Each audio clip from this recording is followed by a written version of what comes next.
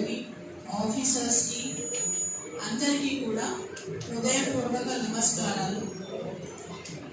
So ఈ 5 ఏళ్ల కాలం నాకు స్టార్టింగ్లో కంటెస్ట్ చేసిన అవే ఇంకా గుర్తున్నాయి. 5 ఏళ్ల కాలం చాలా తొందరగా అయిపోయినట్టే అనిపిస్తుంది. So what ever it may be 5 ఏళ్ల కాలంలో 1.5 year కోవిడ్ అని అందరి వేస్ట్ అయిపోయింది. అప్పుడు కాంగ్రెస్ నుంచి ఎన్నికైన కొద్ది మందిలో మన కొంతమంది ఎంపీటీసీలు, జడ్పీటీసీ, ఎంపీపీగా చాలా కొద్ది మందే ఉన్నాము.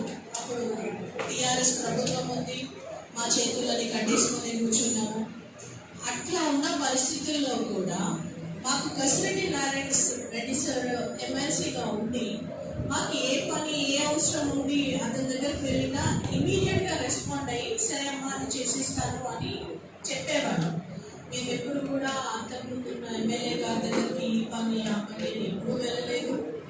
ఆయన ఎప్పుడన్నా వచ్చి కలిసినప్పుడు కూడా ఆయన మాకేమీ వర్క్ కూడా ఇవ్వలేదు.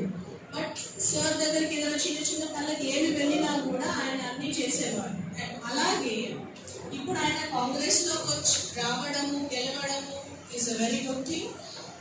ఆయనని మీరు వేరేగా అనుకోకుండా మీరందరూ మేము అప్పుడు ఆయన దగ్గరికి ఎలా వెళ్ళామో మీరు కూడా ఇప్పుడు ఆయన దగ్గరికి వెళ్ళి మీ సమస్యలు చెప్పుకోండి. వేరే పార్టీ ఈ పార్టీ ఆ పార్టీ పక్కన అయిపోయింది, ఇంకా మన టర్మ్ అయిపోయింది.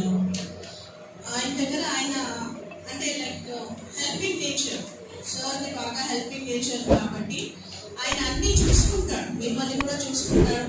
మమ్మల్ని రమ్మంటారు. మా పదవి అయిపోయినా సార్ మేము వెంట పడుతూనే ఉంటాం. మేము మాకు ఏమి కావాలన్నా మీరు చేస్తూనే ఉండాలి. మండలికి సంబంధించినంత వరకు అయితే మేము అన్ని విషయాలు మీ దగ్గర నుంచి అడిగే తెలుసుకుంటాము. మేము అడిగినవన్నీ కూడా మీరు చేయాలి. కాంగ్రెస్ అని టీఆర్ఎస్ అని సార్ ఎప్పుడు అలా చూడరు, అంతా ఒకటే అనుకుంటాడు, అంతా ఒకటిగానే చూస్తాడు. సో అలాంటి మనిషి మనకి ఎమ్మెల్యేగా రావడం మన లంక అనుకోవాలి. సో ఇది వేరు భాగం అట్లా ఉండకుండా చూస్తాడు. సో